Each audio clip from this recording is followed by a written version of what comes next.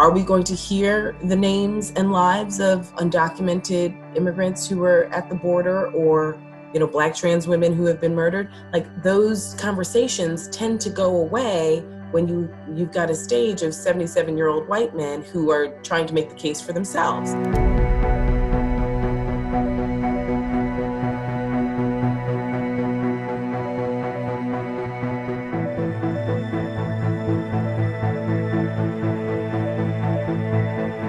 Part of the problem with the representation of underrepresented minorities on the debate stage has to do with some of the rules that have been implemented. So the first is money that's raised, and the second is how you do in polling. Harris and Booker and Castro did well, but the vast majority of people who have been donating to political campaigns, especially presidential campaigns, tend to be white, and they tend to be wealthy, and they tend to support white candidates financially.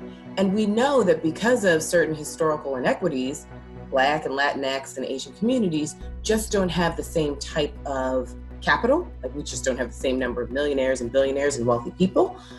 We don't have the same legacy and history of political tithing. Diversity is incredibly important on stage. We know that when we look at the data about elected officials, it tends to be women who bring up issues about a living wage, about education. They're the leaders on those particular issues. When we think about elected officials of color, they tend to bring up issues that concern marginalized groups and groups that have been left behind.